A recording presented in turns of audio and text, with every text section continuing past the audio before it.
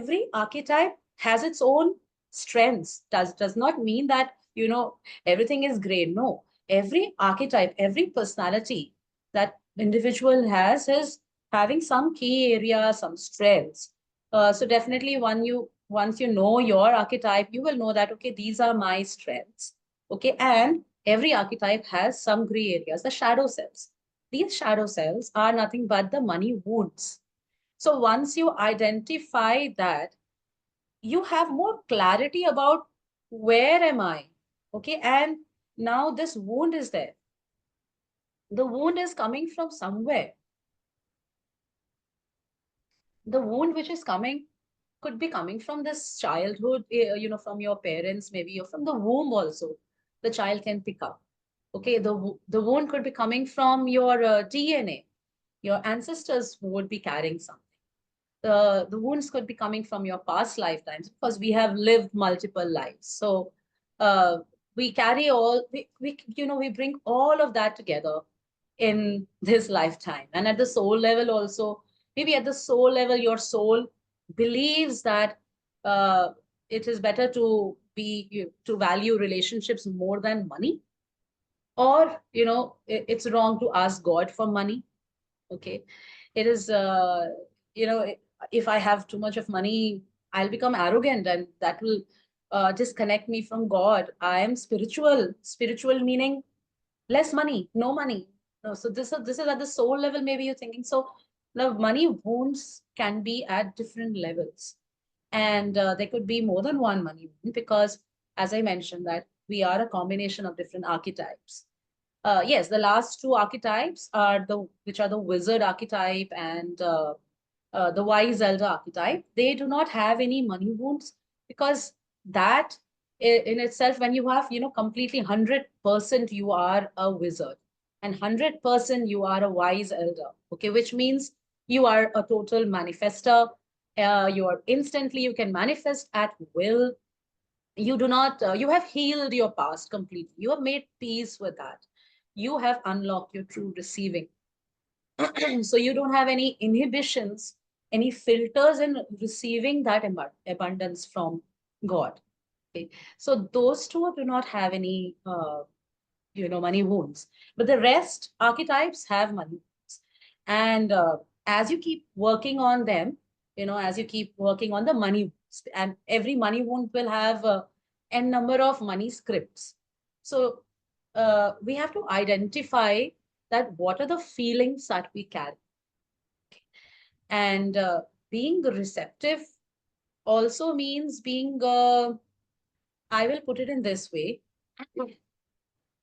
In our body, we have these chakras. We all know, not 7 energy centers. Okay.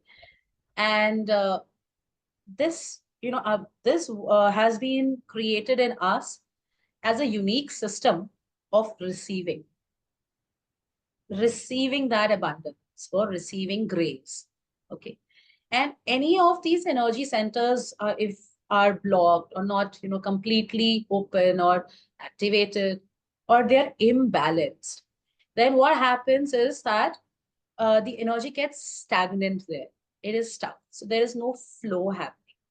In order to receive, we have to have that, we have to receive the universal force, universal life force energy, which is the energy of creator, uh, going through every, energy center of us.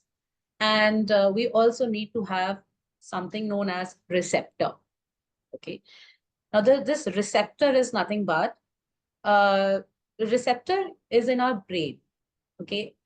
It is like, you can say that, uh, whenever there is any feeling or emotion that is generated, the reaction that happens inside our brain and nervous system is in the form of electrochemical, meaning, there is a message completely being generated, and there is a chemical. The chemical is in form of some hormone. So if you are really motivated, your dopamine level goes high. Okay. If you're really sad and depressed, then what happens is that your serotonin level goes down. So different kinds of chemicals are generated. And for that, we need a receptor where it can fix itself. Okay. So the receptor is, we have receptor for depression, we have receptor for anger, we have receptor for joy, we have receptor for love. But if if someone has been living for many years in some hardships or struggle, okay, then definitely they have a receptor for struggle and hardships. But the receptor for ease is now not there. It's missing. Okay. Unless we don't have the receptor, we will not be able to receive that completely. Our body will reject it. Our mind will go in circles. So we need to have that receptor. The receptor is nothing but a feeling. So we have to have the feeling for that. So if we do not have the feeling of being abundant, okay, no matter how many affirmations we do, okay, it will work little bit, but not completely. We have to feel that first. Okay. So in Theta, what we do is we, through Creator, we create these new circuits, new receptors for these new feelings in our brain. And that happens in like just few seconds. Once you have the receptor, it means you have the feeling for that particular program or script that you want to, inculcate in yourself. And then you can open your receiving completely. So, so that is why, I asked for the quiz to happen so that, we can know exactly where and how to work on that, why it is so important. They're just bringing this up. Sorry, it's a little off topic. There's been a request for Hindi. Please, it's an English summit, so that's the language of communication. So sorry about that, but this is what it is right now. Manisha has actually asked a question, Yeah. Shweta, which I'm bringing up because I here's why I'm bringing it up. So Manisha has asked, what stage is a woman who is married to a person who is earning a lot? She has all the comforts, but is told by her husband that you are surviving because of him. What is her status in relationship to money? She definitely doesn't enjoy the money coming with this condition. So I'm going to put this, I want to ask this to you in two question forms, Shweta. Yeah. One, of course, Manisha should definitely check on the quiz to check which archetype she is. However, you have a lot of you're an expert in this. I'm sure you'll be able to tell her something. And with that, I was also wondering, you beautifully explained journey, the four pillars, the archetype, the wound, and then the receptor. If you could use your example or anybody else's example and actually bring this into context for all of us as well, into like a specific context. So I've split Yes. this up into three parts. If you want me to repeat any at any point, just let me know. I'll repeat it for you. Yeah. So basically, she has not, I don't know whether she has taken the money, the I'm archetype. not sure. Yeah, she's not written anything. So Manisha, don't go and take it right now. Pay Mhm. attention to the call. Just listen to Yeah. See, here definitely you have a kind of a resistance in having that true receiving. I'll explain this with my example. Okay. My father was a self-made man. Okay. And throughout growing up, I've always looked up and, that to be like him. But he was very difficult in giving any compliments or appreciating it. And I today I can identify his money archetype, how he has lived his life, and definitely he was a warrior archetype, and that's why I also inherited kind of that archetype in me, a warrior archetype. Along with that, he definitely wasn't an innocent archetype. I was an innocent archetype earlier. Okay. And I will explain that. Uh, he was also a tyrant archetype. He had somewhat of tyrant or ruler. Now, the ruler archetype means they are leaders. Okay. They are aggressive in their work. They will achieve that wherever they want to go. But at the same time, they also have this innate thing that, something is missing. Okay. So they have to keep going and keep going. And because something is missing. And there's always a need of control there. Okay. Now living with him, now I'm just explaining my dynamic with my father. Okay. So like growing up, he being the head and the dominating personality and the warrior combinations, all of this. Definitely, and he was he became a wizard archetype. Yeah. Uh, but throughout, he used to have this kind of control on us. Okay. Like, and I used to feel very forced, throughout. I felt forced. And I grew up with this feeling of being forced. And the second feeling that was in me was that I have to prove to my father, Right. because he was never appreciating. So I wanted to prove to him. Okay. Now, in all this, what happened, the wounds that I carried was of feeling unworthy. Deep down in me, there was this wound of feeling unworthy. Now, the unworthiness, the feeling of unworthiness, leads to a kind of a wound which is known as a money shame wound. So, the money shame wound would be that I want a lot of money, but at the same time, I will resist it. I'm going to reject it. Okay. And so I used to tell, my father used to say, this is my house. Okay. This is my computer that you're using. So you have to listen to me. Okay. So, and I was like, okay, I'm not going to listen to you. This is your computer. I will earn it myself one day. I'll like that. I became a rebel and I went out, whatever. It made me be more independent. It pushed me to become more independent. But here, I rejected my receiving. Okay. And the feeling over a period of time, which I became aware of while, doing these healings on myself, I became aware that I became more giver. Like, I used to give, give, give, give. So I was also a combination of warrior and caregiver. My father was also having this caregiver. My mother also has a caregiver. Usually women have this caregiver archetype, okay? Because we are taught to have this self-sacrifice thing and thinking about others and giving.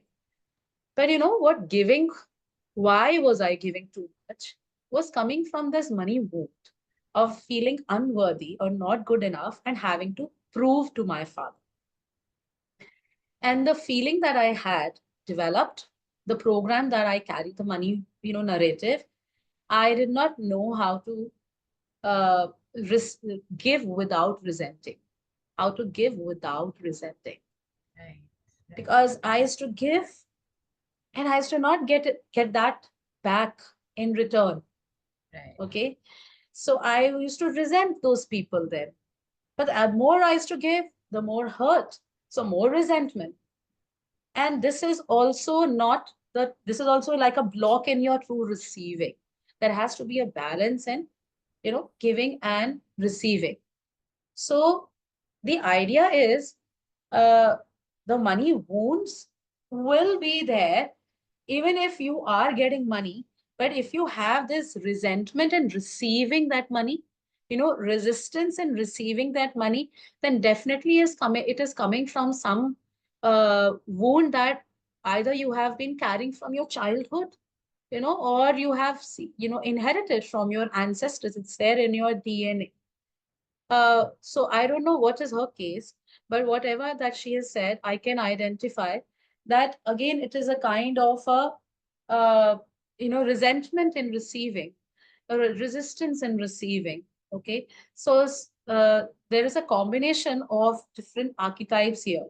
It could be a warrior archetype, where you do not wish to receive directly. You only want to, do your own thing and then receive money, because then only you will feel proud, okay, that I have done something. So it's again the warrior archetype, and the hard money wound is also associated with warrior archetype. You don't, your mind will not justify money just coming to you with ease. Right. You will not give much value to it. So you will feel that I need to do more, more. Okay, I have to do something, I have to work hard for it, and then only I deserve. So, so I started with my innocent and warrior archetype. And yes, as I progressed, so innocent archetype is where the plus points are that, they are very optimistic, but they're happy-go-lucky people. They are joyful. They're determined, but they are not very confident with money. So they do not trust themselves with money, and they don't want to even look at that part. So for many years, Niru, I have lived that way. I never wanted to talk more about money. I never felt very comfortable in even looking at the financial part. I always offloaded to someone else, someone else. मेरे लिए कर, like do it for me. I don't want to do. You do it for me. You take care of this. The only thing that here the innocent archetype has to learn is to educate themselves more.